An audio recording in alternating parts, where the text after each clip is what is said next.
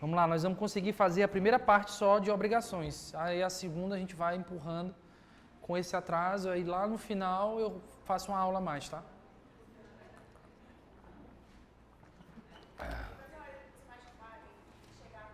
Até o final. Quero o código todinho. Em tese eram 5. Uma para cada... Não, 6. Uma para cada livro, né? São 6 de livros o código. Mas eu tô achando que eu vou ter que dar umas 8. Uma a mais e uma que eu quero dar uma aula de leis especiais de civil, que tá caindo muito. Aí depois eu boto só o Pix para vocês aí transferir esse a mais aí, viu?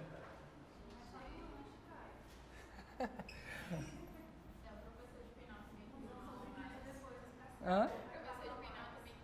É, pois é, tá todo mundo pedindo aula. O do Aleluia eu já botei uma aula a mais também. E é porque vocês dão um trabalho, viu? E o povo quer ficar com vocês.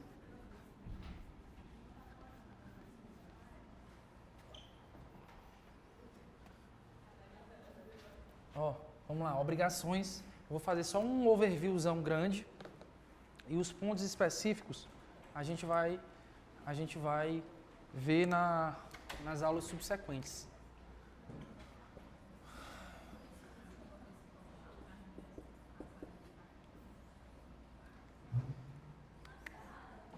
Deixa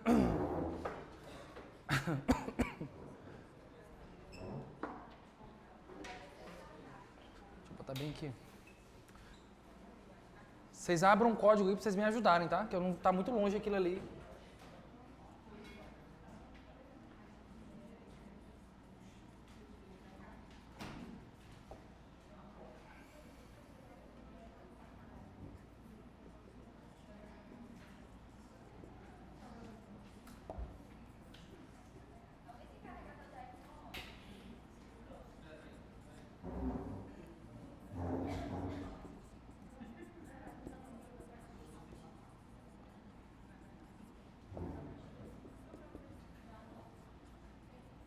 Vamos lá. Ó, 4 pontos bacanas sobre obrigações. Aqui, de novo, nada mais é do que esquematização de código. Então, o código tem o seu livro 1 da parte especial, que é obrigações, e nesse livro eu tenho 4 capítulos. Modalidades, transmissão, adimplemento e inadimplemento. Tá? Tudo muito lógico. Bora lá.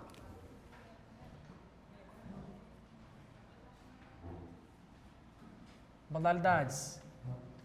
Obrigação de dar, obrigação de fazer. Olha, meu povo. Obrigação de não fazer. O que mais?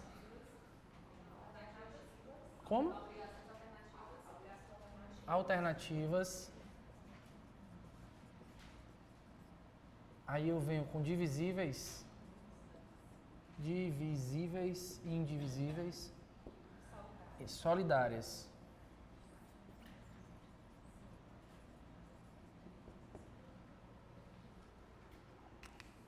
A obrigação de dar, por sua vez, ela se triparte em obrigação de dar coisa certa,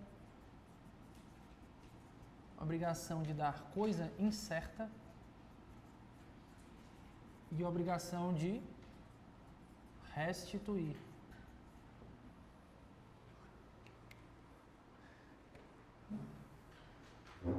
A obrigação de fazer e de não fazer, deixa eu rapaz, aqui vai faltar quadro, ó. Vamos lá. Obrigação de fazer e de não fazer também são chamadas de obrigações de o que no processo civil? Obrigações de conduta. Tá? Obrigações de conduta. Quem fala isso é o Marinoni. E aí eu trago para obrigações personalíssimas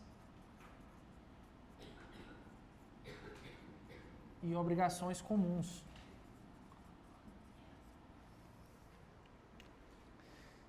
Nas obrigações alternativas, o ponto aqui interessante é distingui-las das facultativas. Vou já explicar mais sobre isso aqui, tá? Estou só colocando aqui os nossos objetos de ataque. nas obrigações divisíveis e indivisíveis, que se relacionam com a solidária, eu tenho dois pontos interessantes aqui. Resolução em perdas e danos.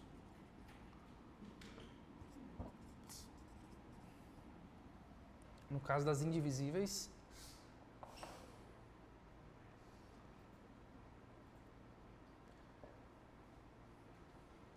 E também sobre o seu âmbito interno.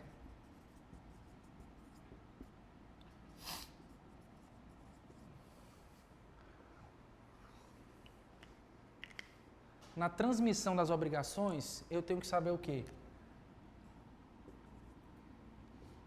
Cessão de crédito e assunção de dívida. E, evidentemente, o regime legal de cada um. No adimplemento ou extinção das obrigações, eu tenho dois pontos aqui para trabalhar. O primeiro deles, pagamento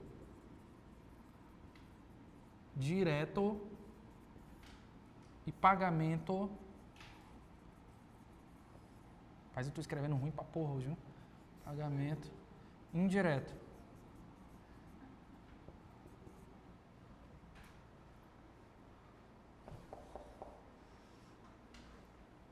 Aqui no adimplemento eu tenho várias regrinhas legais para aprender, tá? Tem muita regra bacana aqui, viu? Eu tenho regras gerais. Eu tenho na sequência, me dê aí na sequência, o que mais que tem? Juros ou é mora? Eu vou colocar aqui, se a gente estiver fora da sequência, depois vocês peguem aí. Mora, juros, cláusula penal, arras. Tá faltando um 3 aí. O quê? Perdas e danos, tá onde aqui?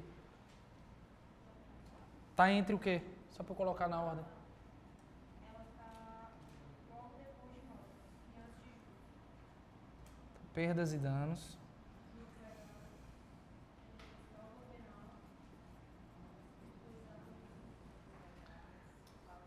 Tudo isso aqui está dentro de um contexto de inadimplemento, tá? Então, no contexto de adimplemento, eu tenho pagamento direto e pagamento indireto. O que é um pagamento direto? O que é um pagamento direto? Simples. Simples, entrega do que foi acordado. Devo dinheiro, pago dinheiro. Tá? Agora, no pagamento indireto, aqui eu tenho uma série de modalidades de pagamento ou de ações que importam pagamento.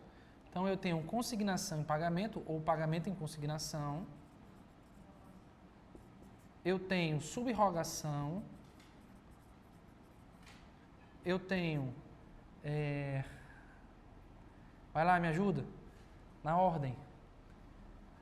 Eu vou botar aqui novação. Eu tenho compensação. Aliás, aqui é imputação ao pagamento. Imputação ao pagamento. Aí eu venho com dação em pagamento. Aí, novação. Compensação. Confusão. Remissão, não é isso? Esqueci de algum aí? Hã? Esqueci não? Acaba aí tá bom de memória, menino. Então, ó, o grande quadro das obrigações é esse aí. Os temas para aprender são esses, tá? Os temas para aprender são esses. Agora, lógico e evidente que tem uma série de regras que vocês precisam pegar. De cada um desses pontos em vermelho aí. Tá? Olhando para aquele quadro, eu vou só fazer um overview rápido aqui, batendo nesses pontos aqui, para a gente passar para as questões, e aí a gente encerra a aula de hoje, lá pela questão 35, 40, e fica o resto para a gente fazer nas próximas aulas, tá? Mas só olhando o quadro aqui, alguns pontos interessantes. O primeiro deles, aqui na obrigação de dar coisa incerta, qual que é o grande elemento que tem que a distancia da obrigação de dar coisa certa?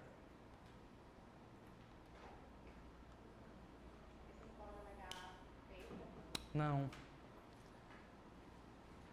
Porque veja só, a obrigação ela é incerta até determinado momento, depois ela passa a ser certa. Então, qual que é o elemento? Hã? Não. É a chamada concentração, turma. Concentração. Ou especificação da coisa. Tá? Então, na coisa incerta, o grande ponto relevante aqui é a concentração ou a especificação, ou ainda individualização da coisa.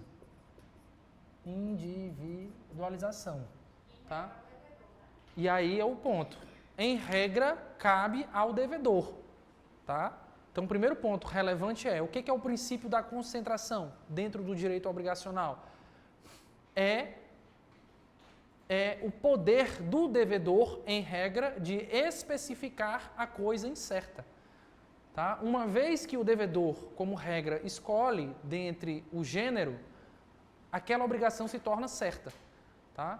Então, o grande ponto aqui é tão somente a concentração, porque a partir do momento da concentração, todo o regramento aplicável é da coisa certa. Então, tranquilo, tranquilo, tranquilo.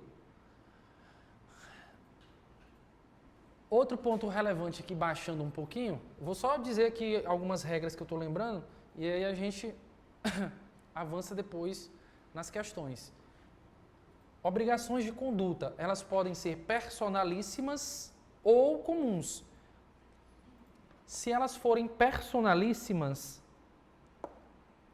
elas não podem ser executadas por terceiro, é óbvio. Né? Então, é o caso simples que a doutrina traz do show, é o caso simples que a doutrina traz, sei lá, da presença VIP de alguém que, por ser obrigação personalíssima, não pode ser executado por terceiro. As obrigações comuns, por outro lado, elas habilitam o credor a dois pedidos. Um pedido de resolução por perdas e danos ou uma execução às expensas do devedor. Então, por ser comum, eu posso executar aquela obrigação e depois só cobro a despesa do devedor. Na personalíssima, não. Na personalíssima, necessariamente, você resolve em perdas e danos, tá? Vou descer um pouquinho mais. Obrigação alternativa. Qual a diferença de obrigação alternativa para obrigação facultativa?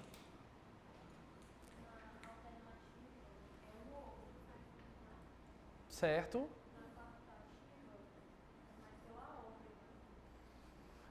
Mais ou menos. Talvez tu acertasse com um objetivo, mas não é bem isso, não. Melhora aí o conceito aí. Obrigações alternativas são obrigações compostas.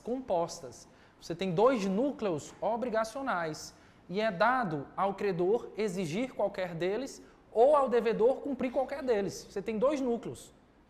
Na obrigação facultativa, a obrigação é simples. Você só tem um núcleo.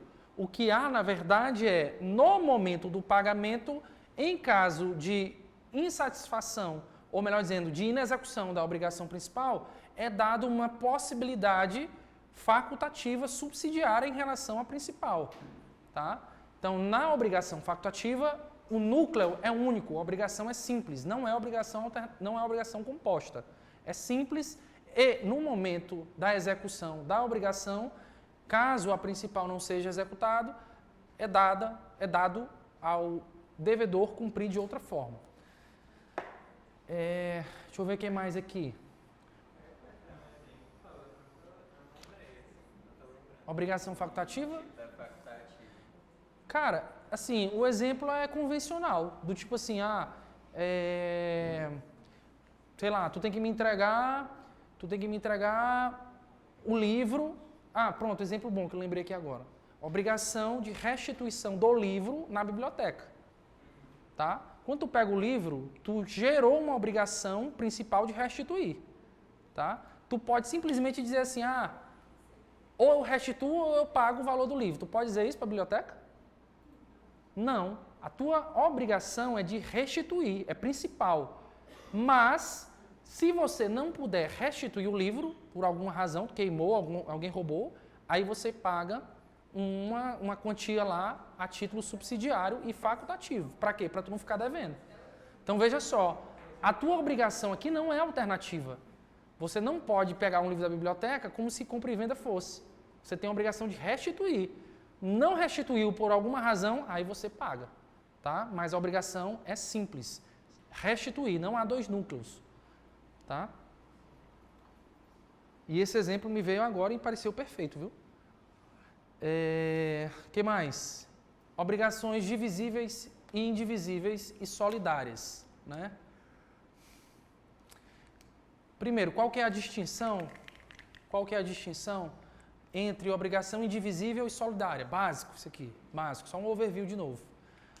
A indivisibilidade se relaciona ao objeto, ao passo que a solidariedade se relaciona aos sujeitos, seja no campo ativo, seja no campo passivo.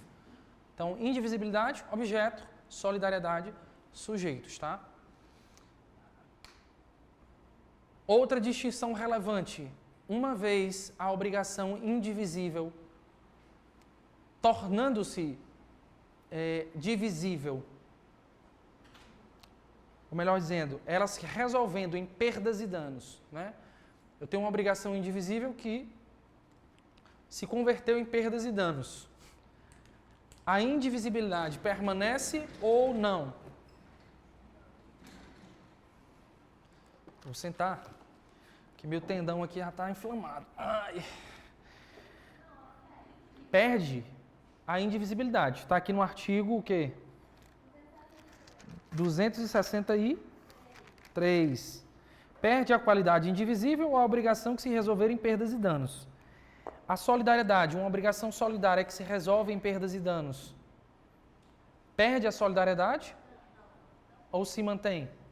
Se mantém, é uma distinção relevante. Está aqui no artigo 271. Então, coloquem o 263 para conversar com o 271.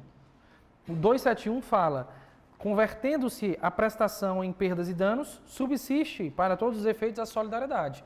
Então, a distinção relevante 263 e 271.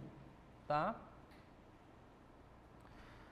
Agora, um ponto que as aproxima é o tal do âmbito interno. Isso aqui é mais complexo, tá? Isso aqui talvez vocês não tenham visto. Que é o tal do âmbito interno das obrigações. O que é isso aqui? Vou fazer só um gráfico aqui rapidinho.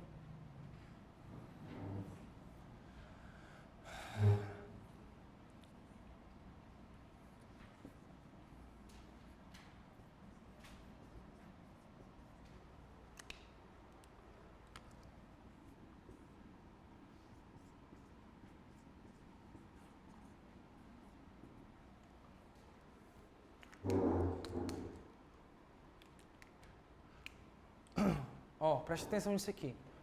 Hipótese 1. Obrigação indivisível.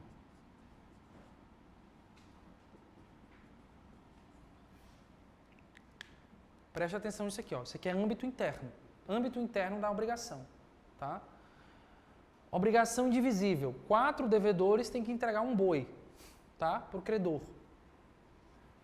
O devedor 1 entrega esse boi sozinho. Pegou um boi lá e entregou para o credor sozinho. Então, ele matou essa obrigação de forma individual. A pergunta é, D1 poderá cobrar de D2, D3 e D4 a sua respectiva cota ou ele poderá cobrar o todo? Hã? Peraí, não entendi. Quer, Luana? Depende de quê? De quem pagar. Aí um vai cobrar do outro. Não. Ele pode cobrar a cota, porque não impede a obrigação vai ser fracionada. Exatamente, ó, presta atenção. O primeiro ponto é... a primeira pergunta é, cobra tudo ou cobra a cota? Ele cobra a cota, tá? Então, ele pode cobrar 25% de cada um aqui.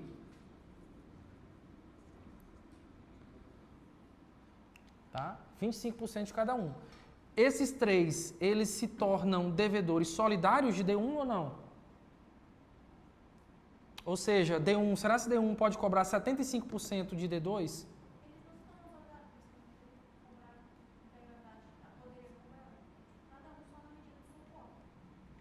Tá, mas aqui, ó, já dividi. Cada um, já matei os 25% aqui de D1, porque ele deve também. Então, remanesceu 75%. A pergunta é, eu consigo cobrar de D2 os 75% ou tem que ser tripartido, em 25, 25, 25? É tripartido, tá? Tripartido. A pergunta e a resposta é, no âmbito interno, a obrigação indivisível, ela é fracionária.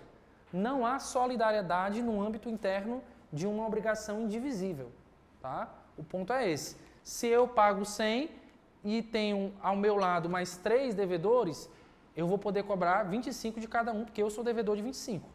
E mais do que isso, além de abater os 25 que eu sou devedor, eu tenho que cobrar no máximo 25 de cada um. Por quê? Porque eles não são devedores solidários internamente, tá? Agora eu vou mudar o exemplo, na verdade eu vou mudar só a questão aqui e vou colocar a obrigação solidária. Se ao invés de ser uma obrigação indivisível for uma obrigação solidária, se for uma obrigação solidária, D1 pagou integral, D1 poderá cobrar D2 o valor remanescente integralmente, por exemplo? O que vocês acham?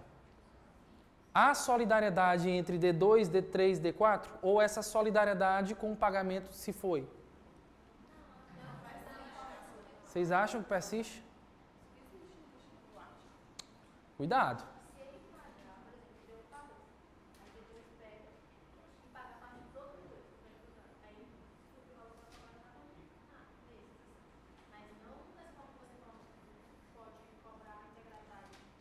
Ó, vamos lá. Cuidado, viu, Daene? Porque o artigo que a gente viu foi da obrigação solidária se transformar em perdas e danos. Tá? Então, a obrigação solidária, por não ter sido executada, se transformou em perdas e danos. Nesse caso, a solidariedade persiste. Não houve pagamento. Nesse caso, eu apenas transformei uma obrigação em perdas e danos. Agora, aqui é diferente. Aqui, um devedor solidário está pagando o credor. Quando ele paga o credor, essa obrigação em face do credor está extinta. Tá? Então, a obrigação externa, ou seja, no âmbito externo, a obrigação se extinguiu. O que há agora? Há uma relação entre os 4 devedores. Remanesceu no âmbito interno uma relação entre os 4. E a pergunta é, entre os 4, manteve-se a solidariedade ou não? Também não manteve. Pegadinha aqui, viu? Não mantém também. Dentro do âmbito interno, a obrigação solidária também é fracionária. Também é fracionária em caso de pagamento. Então, aqui ele se equivale a um pagamento feito numa obrigação indivisível. Deixa eu ver só qual é o artigo aqui. 283. O devedor que satisfez a dívida por inteiro tem direito a exigir de cada um dos codevedores a sua cota parte, dividindo-se igualmente por todos a do insolvente se houver. Tá? Mas a primeira parte é aqui que importa. De novo, 283. O devedor que satisfez a dívida por inteiro tem direito a exigir de cada um dos codevedores a sua cota parte. Então veja só, eu estou dentro da seção sobre solidariedade passiva. Tá? E o artigo 283 afirma e reafirma que, em caso de pagamento de um devedor, ele tem direito de exigir dos demais a sua cota parte. Tá? Então, no âmbito interno, isso aqui é uma pergunta difícil, FGV, no âmbito interno, a solidariedade, tá, é fracionária. Fracionária, guarda essa palavra, fracionária. Artigo 283 do Código Civil. Tá? E aqui é igual à obrigação indivisível. A gente tende a imaginar e aplicar por analogia, Daiane, a conversa entre o 261, não é que eu falei ainda há pouco? Acho que 261 e qual é o outro? Não, 263 e 271, mas não é. Lá é transformação da obrigação em perdas e danos. Lá, na obrigação indivisível, perdas e danos, a obrigação se tornou divisível. Tá? Obrigação solidária, perdas e danos, manteve-se a solidariedade. Não perde a solidariedade. Aqui é outra coisa. Aqui é pagamento e não é transformação em perdas e danos. No caso de pagamento por um, tanto faz ser indivisível como ser solidária, só se obrigam os demais pela sua cota parte. Então, no âmbito interno, tanto faz ser obrigação solidária ou indivisível, ela é fracionária. Tá? E repito, é difícil, não é fácil. Questão FGV. Tá? Deixa eu ver o que mais que tem de interessante ali para eu falar para vocês. Aqui, no segundo tópico, que é a transmissão, nós temos cessão de crédito e assunção de dívida. O que é importante aqui? Que sempre cai, e é simples. Cessão de crédito. Preciso de anuência do devedor para ceder um crédito? Não. Só preciso de notificação ou aviso para fins de eficácia. Assunção de dívida. Preciso do consentimento do credor para passar minha dívida? Preciso. Então, aqui é necessário consentimento da contraparte. Aqui não é necessário consentimento da contraparte. Apenas aviso ou notificação. Tá? Isso é básico.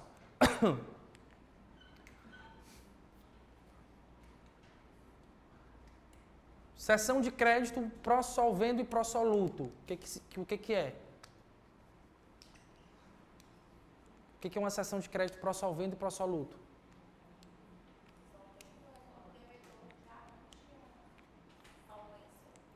Exatamente.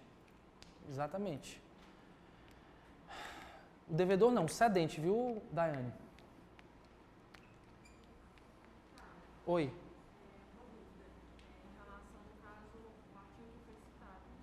Acho que é o 283, não é não?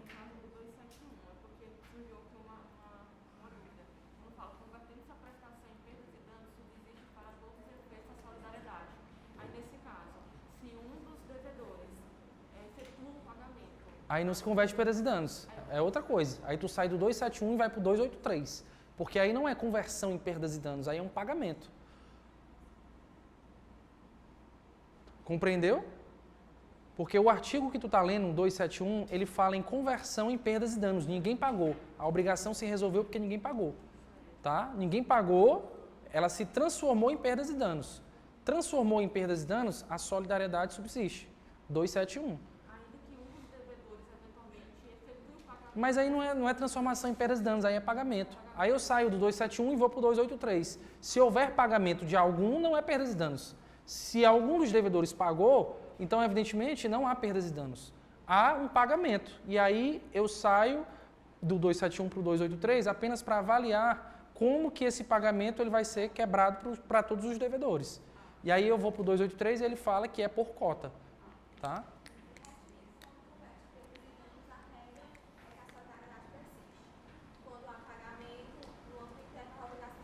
Fracionária. Muito bem, é isso aí.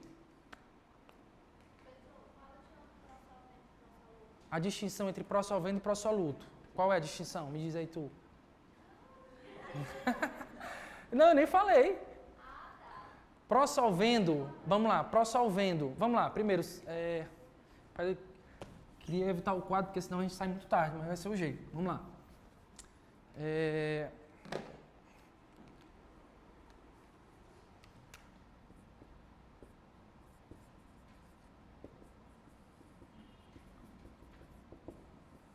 Cessão de crédito, ela pode ser pró-solvendo ou pró-soluto.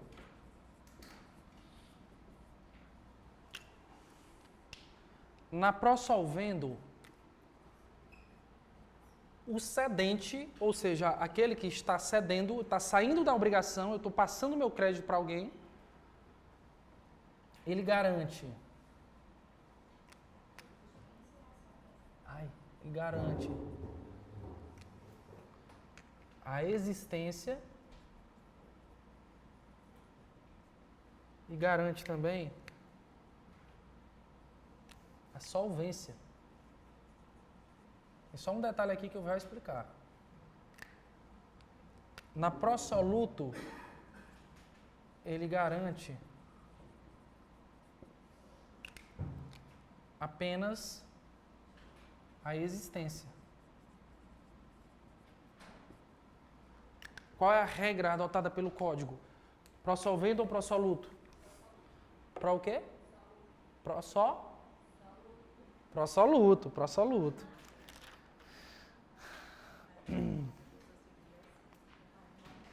Qual é o artigo aqui? É o 296, não é isso? Salvo estipulação em contrário, o cedente não responde pela solvência do devedor. Ou seja, anotem no código de vocês, artigo 296, pró-soluto. Seção pró-soluto é a regra.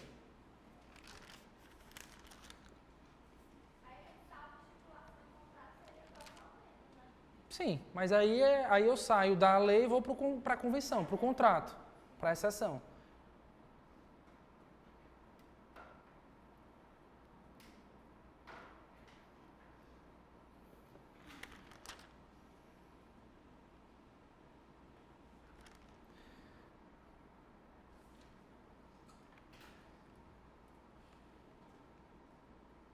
Agora tem um detalhe, galera, que é o seguinte. Que é o seguinte.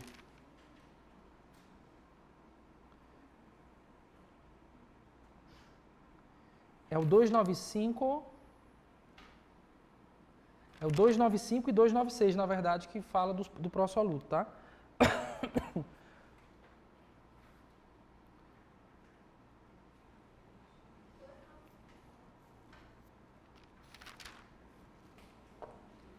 É, 295 e 296. Tem um detalhe bem aqui, ó.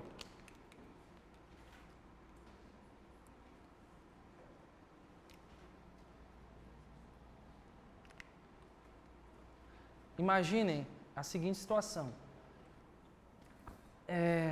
Imaginem que eu tenho um crédito, tá? E o Léo chega para mim e diz, pô, Caio, tô aperreado e tal, me ajuda.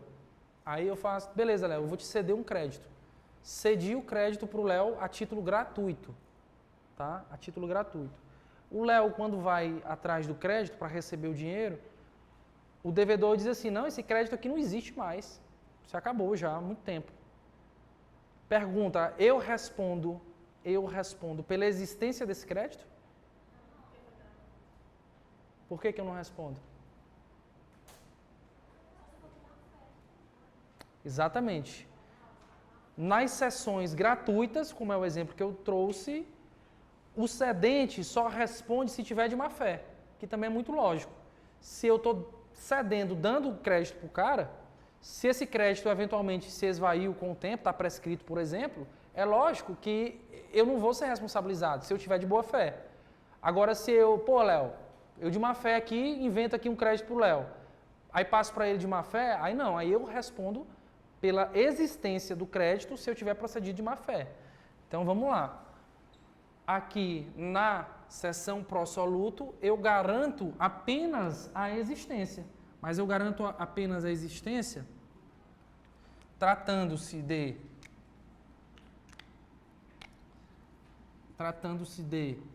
transações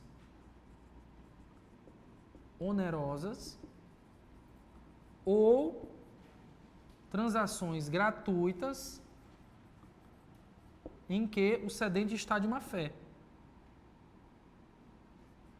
Cedente de má fé. Tá? Aí se eu disser assim, se eu disser que a transação é gratuita, deixa eu ver onde é que eu vou colocar isso aqui.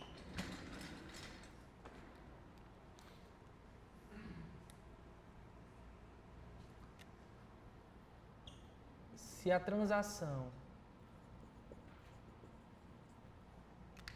for gratuita e houver boa fé, o que eu garanto aqui? Existência, solvência? Não garanto nada. Nem existência e nem solvência. Então, transação gratuita e de boa fé, o cedente não garante nada, nem solvência e nem existência. Tá? Não garante nada. Aqui é o artigo 295, tá?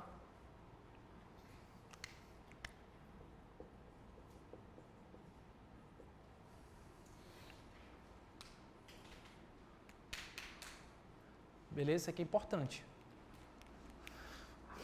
295.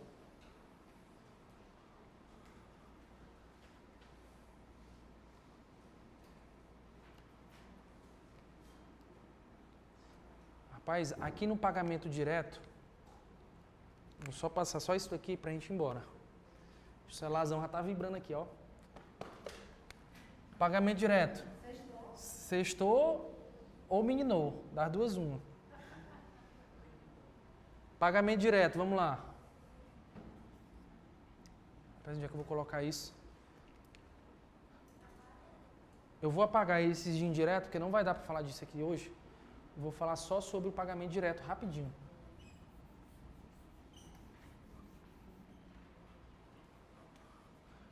As regras do pagamento direto basicamente são: vamos lá, quem deve pagar? Isso aqui tudo é código. Quem deve receber?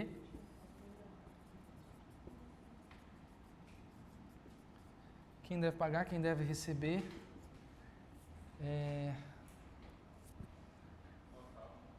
Local do pagamento.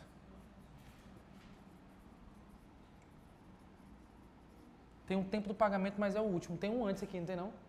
Local do pagamento. Vai lá no código aí. Como? O tempo é o último. Acho que tem um antes.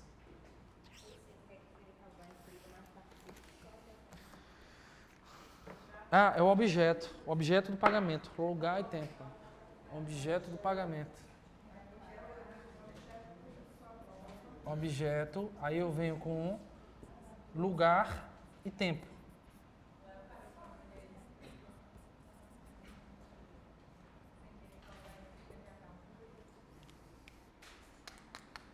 Bom, basicamente é isso. Pagamento direto são essas regras. Quem deve pagar, quem deve receber, o que deve ser prestado em pagamento, lugar do pagamento e tempo do pagamento. Tranquilo. Quem deve pagar? Quem deve pagar? Em regra, o devedor. Terceiro pode pagar?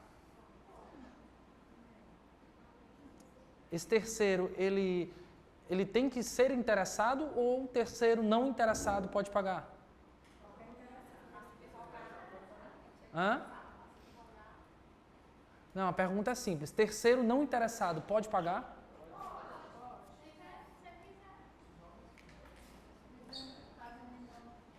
Vamos lá.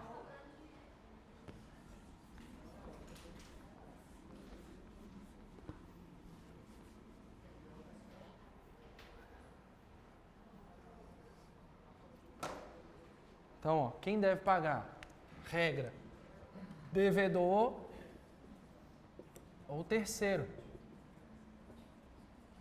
O terceiro que paga e pode pagar, ele pode ser interessado ou ele pode ser não interessado.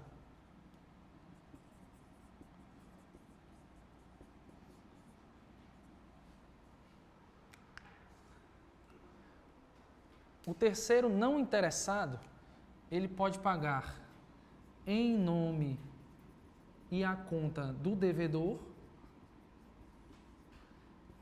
e em nome próprio.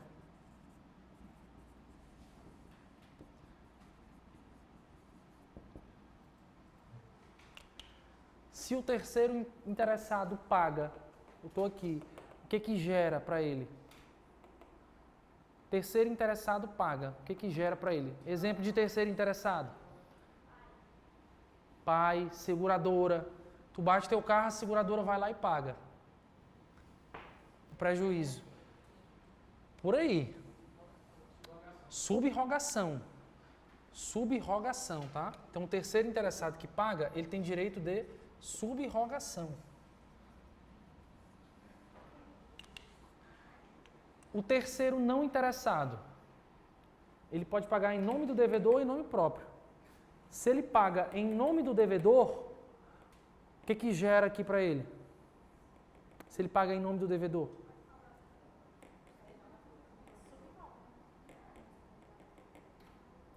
Sub-roga também. O código fala que igual direito assiste ao terceiro não interessado que paga em nome do devedor. Parágrafo único de algum artigo aí.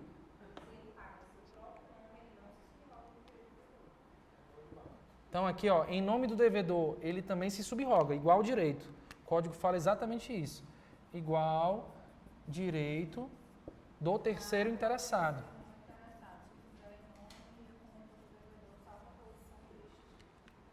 Que é também subrogação, né?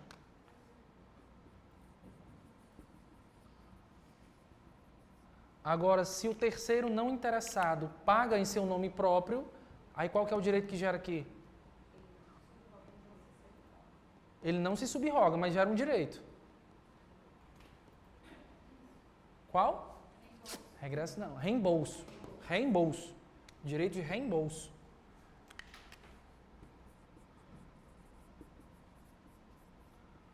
Direito de reembolso. Então, o regramento de quem deve pagar é isso aí. Mamão com açúcar. Quem deve receber, só tem um artigo interessante, que é o tal do credor putativo. Cuidado com esse nome aqui, viu, Luan? Credor putativo. Hã? Vamos lá, credor putativo. Ele está em qual artigo, hein? Ele está no 309. Por que ele é importante? Porque o credor putativo, ele é uma manifestação da teoria da aparência. Tá? Teoria da aparência. Cai muito isso em dissertações de direito civil. Disserte sobre a teoria da aparência. O credor putativo é o exemplo mais claro de manifestação da teoria da aparência, que é exatamente a pessoa que aparenta ser credora. Sendo assim, a pessoa aparentando ser credora, esse pagamento é válido ou é inválido? Ele é válido. Tá aqui, ó, o pagamento feito de boa-fé ao credor putativo é válido, tá? Ainda que provado depois que ele não era o credor. Mas, pela teoria da aparência, apresentando-se como credor e parecendo ser credor, esse pagamento é válido, tá? Objeto do pagamento. O que é relevante aqui saber? Artigo 317, teoria da imprevisão.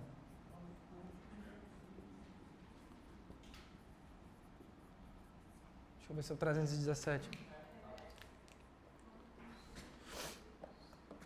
Aí vamos lá. Agora aqui é... Oi. O que foi? Rosana está lá embaixo. Léo, esse é o momento que fica preto e branco. Aí... Manda embora ou espera esperar? Acho que vai uns 15 minutos. Diz aí. Decisão por conta. Léo, aí tira o preto e branco e agora volta para cá. Vamos lá. 317, né? 317. Aqui é um artigo importantíssimo. Importantíssimo esse 317. Vocês vão primeiro circular, vão colocar aí teoria da imprevisão. Vou ler aqui para vocês.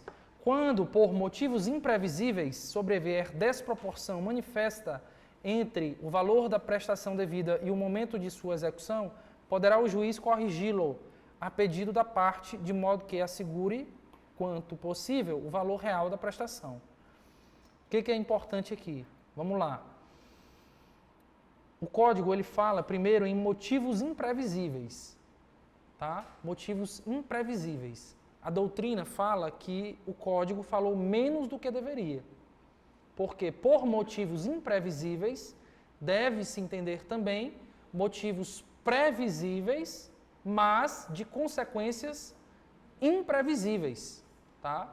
Então, circulem esses motivos imprevisíveis e puxem uma seta aí. Abrange motivos previsíveis de consequências incalculáveis ou imprevisíveis. 317.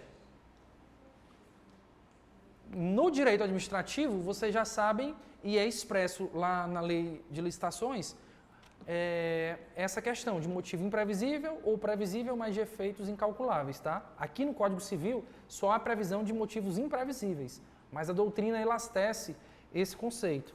Então, é o primeiro ponto que vocês têm que saber. Exatamente. Elastece para abranger motivos previsíveis de efeitos incalculáveis ou de efeitos imprevisíveis.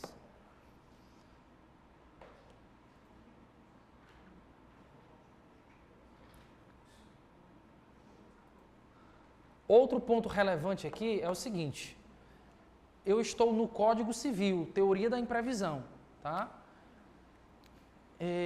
Essa teoria da imprevisão do Código Civil se relaciona com a teoria, qual teoria lá no Código de Defesa do Consumidor, do CDC? Contrato consumerista aplica o artigo 317 do Código Civil? Exatamente.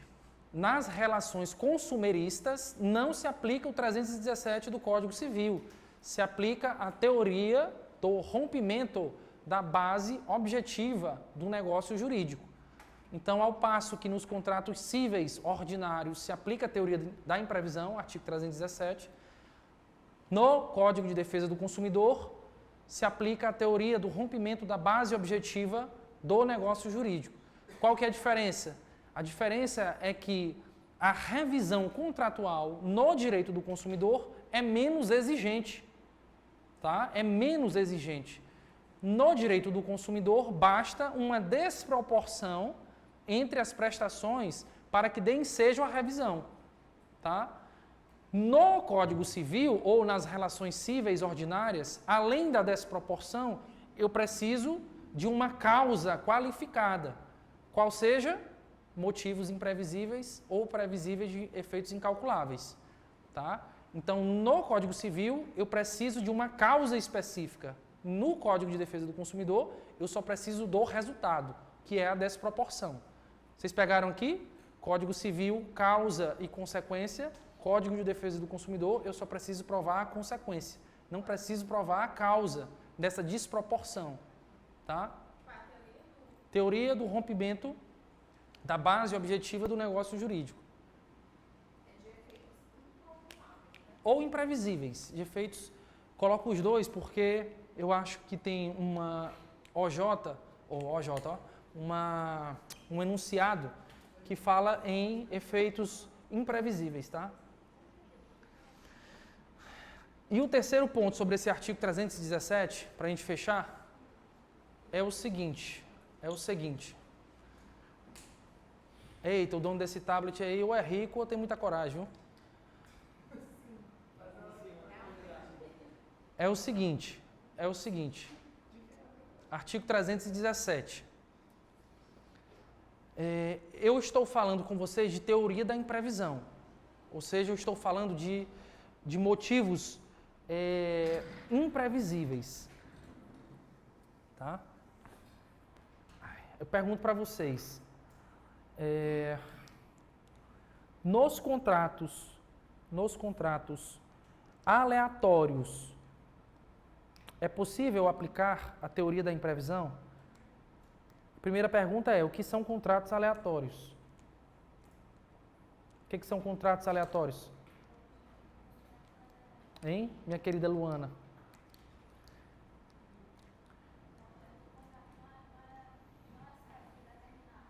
Por aí.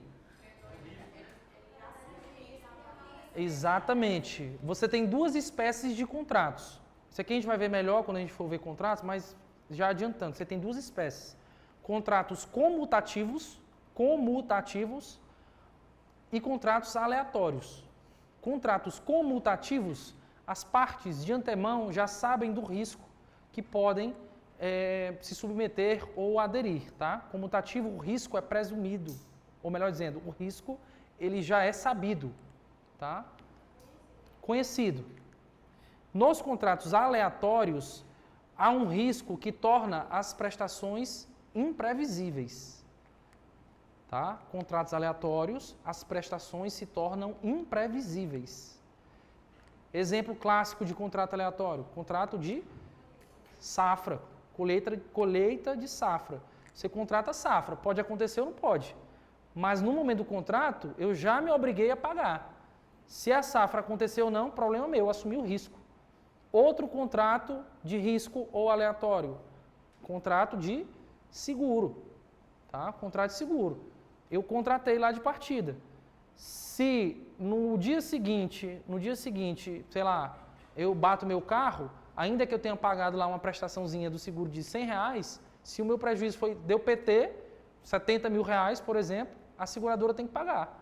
Ela não pode alegar que houve uma desproporção entre meu pagamento da mensalidade de R$100 com a perda do carro. A seguradora contratou o risco, ela já sabia. Tá? Então, contratos aleatórios são isso, contratos em que o risco ele é existente e as prestações elas são imprevisíveis. Há uma desproporção já admitida no momento da assinatura. Beleza? Aí a pergunta é, teoria da imprevisão se aplica nesse tipo de contrato? Hã? Tem uma possibilidade, exatamente. Em regra, não se aplica, porque evidentemente que os motivos imprevisíveis já foram colocados no contrato, ou seja, de partida já se sabe que pode haver uma prestação sem uma contraprestação. Exemplo claro, exemplo do contrato de soja, tá? Como eu falei, eu posso pagar uma safra sem que ela venha. Por quê? Porque isso faz parte do meu risco, tá? Agora, nos contratos aleatórios ou de risco, podem acontecer riscos internos ou externos. Esse que é o ponto. Esse que é o ponto. Exemplo, nesse exemplo da safra. Se acontece uma praga, por exemplo, e não acontece a colheita, isso está dentro de um risco admitido. Tá?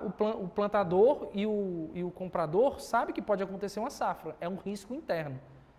Então, por esse motivo, não é possível revisar esse contrato de safra. Ou seja, o contrato aleatório não seria passível de revisão se o risco for interno. Tá? Agora, pode acontecer um risco externo, do tipo uma guerra. Houve uma guerra e aí não aconteceu a safra. Eu posso alegar a teoria da imprevisão nesse caso? Posso, porque o risco está muito fora do meu contrato. Tá? Então, eu posso chegar para o juiz e dizer, aplique o artigo 307, porque um motivo imprevisível aqui não é simplesmente um motivo imprevisível da minha alea ou do meu risco assumido no contrato. É um motivo absurdamente longe do que eu contratei. Quando eu contratei esse risco, eu não contratei a previsibilidade de uma guerra. Eu contratei a previsibilidade de uma praga, de uma chuva e, evidentemente, a pandemia uma parte, vamos dizer assim, porque é muito casuístico. Teve decisão para todo lado, tá? Mas o ponto que eu quero que vocês aprendam e o que vai cair em prova é isso. Julgado do STJ, isso aqui que eu estou falando. Em regra, não se aplica a teoria da imprevisão em contratos aleatórios, que também é chamado de contrato derivativo, tá? Mas derivativo. Então, se cair derivativo, pegue. Nos contratos derivativos, pode ser aplicado o 317 do Código Civil? Em regra, não. Em regra, não. Mas, se o risco for externo, ou seja, um risco não previsível ou não contratado, aí sim é possível, tá? Então, é muito importante isso daqui. Mais ou menos, é assemelhado. Mais ou menos isso aí mesmo.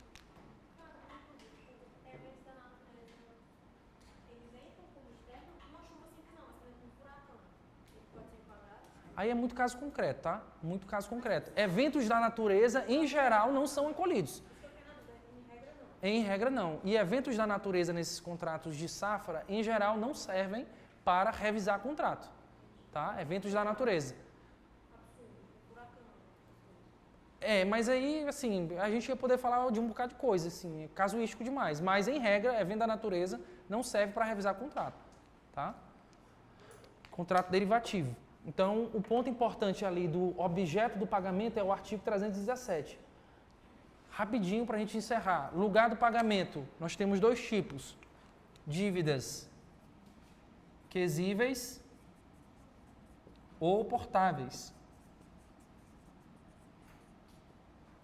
Quesíveis, lugar do devedor. Qual que é a regra? Quesível, lugar do devedor. Então, em regra, o pagamento deve ser feito no domicílio do devedor. Tá? Portável ou portable, domicílio do credor.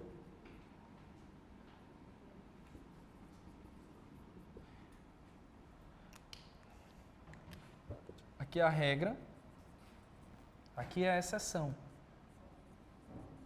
O detalhe é só o seguinte, tá? O detalhe é que o código afirma, lá no último artigo, sobre esse tópico, ele afirma que o pagamento reiterado, diferente do que está previsto em contrato, faz surgir o direito de recebimento naquele local fático. Como é o nome desse instituto? Surrécio. Artigo 330. Anotem aí no código de vocês, tá? Mas, na verdade, o código, que é a surrécio e a suprécio, são duas faces da mesma moeda. Suprécio é a extinção do direito pelos fatos e a surrécio, o surgimento do direito, tá? O código, expressamente, ele fala da suprécio, porque ele fala, no artigo 330, que há uma renúncia do credor, né? Então há um sumiço do direito do credor. O pagamento reiteradamente feito em outro local faz presumir renúncia do credor relativamente ao previsto no contrato. Artigo 330. Suprécio. Coloque suprécio porque o código fala em suprécio. Lembrando que, havendo suprécio, há surrécio, né? Havendo suprécio de um direito para um, há surrécio do direito para outro. Mas, expressamente no código 330, ele fala da suprécio.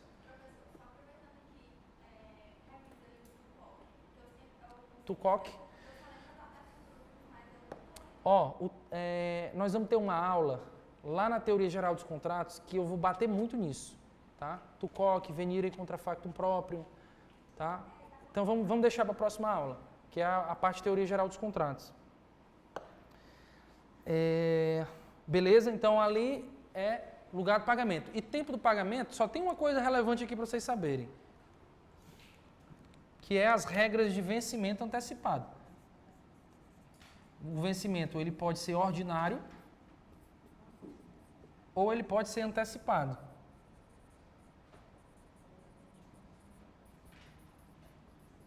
O vencimento ordinário é o simples, é o vencimento marcado em contrato, e o vencimento antecipado são as causas legais que fazem trazer o vencimento para frente ou para o momento do dia, que é o artigo 333, causas de vencimento antecipado. Falência do devedor, não é? Penhora de bens hipotecados ou insuficiência de garantia. 333. Falência do devedor ou de concurso de credores, né, que é recuperação judicial ou extrajudicial. Penhora em execução de bens hipotecados e empenhados. E cessão ou insuficiência de garantia. Então, são 3 regrinhas de vencimento antecipado, artigo 333. Isso também cai bastante, tá? E aí, nós vamos ficar por aqui. Vou ficar exatamente nesse ponto aqui, pagamento indireto. Me lembrem na próxima aula, viu?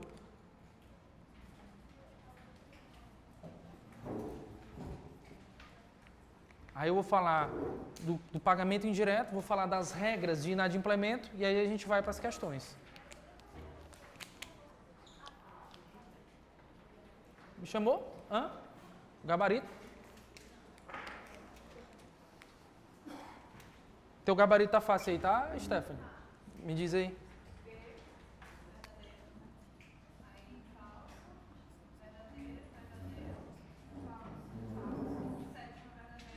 Peraí, a sexta é o quê? A quinta. Tá certo aqui, né? A sétima.